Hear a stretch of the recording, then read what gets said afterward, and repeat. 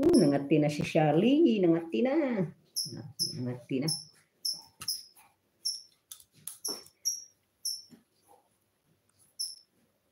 Zucchina ito. Bing. Anuin ko lang siya ba? Kunin ko ng ano. Kunan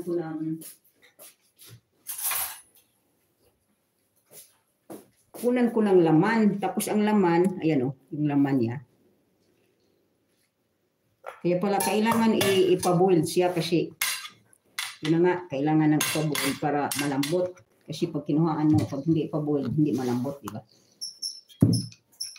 Pinaboil ko half cook lang. Ayan o. Kunin ko na yung ano, di ba?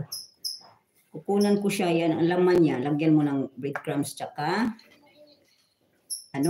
mainit pa nga ito. Mainit. Mainit pa siya. Inano ko nga. Ano siya? Isbota ba? Isbota.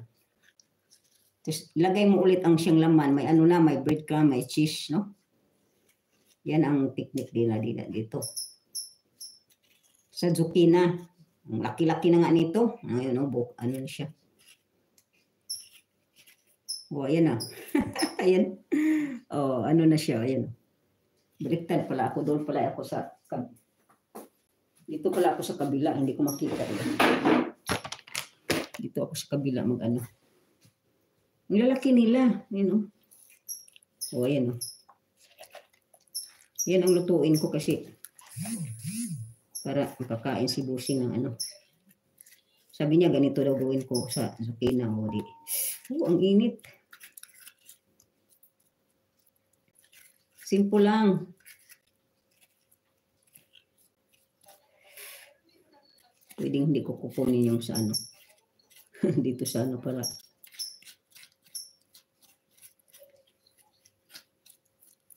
Mga mother, nagluluto pati si Kusina Mercy.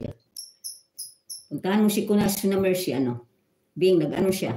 Nag-ano hindi ko isali ang mga buto na kasi matigas. Kasi matanda na to siya. Matanda na siya. Yan ang mga buto ko. Hindi ko isali ang mga buto. Ito maraming buto Pag malambot ang buto, pag matatigas na hindi pwede.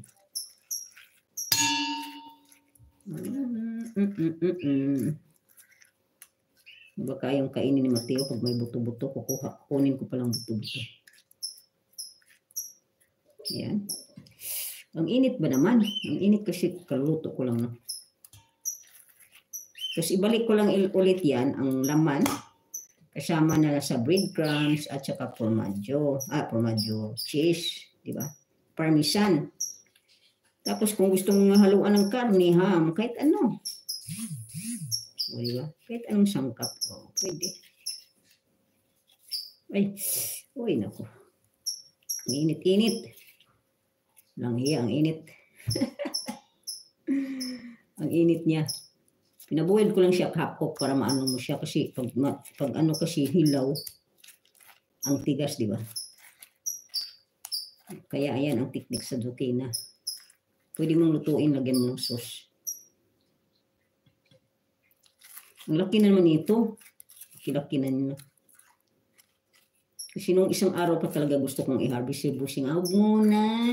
Palakihin mo. Bahala ka. Pag malaki kasi matigas na. Matigas ng kainin. Bahala ka dyan.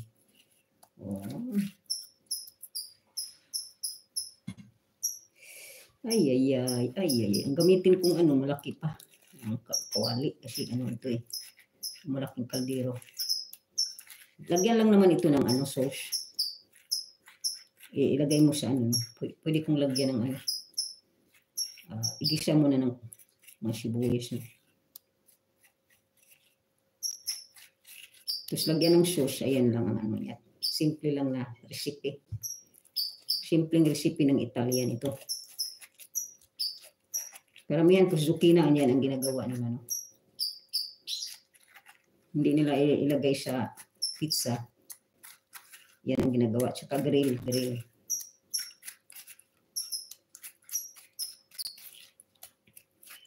Share out sa lahat. Share out. Ayan na. Ayan na. Maganda.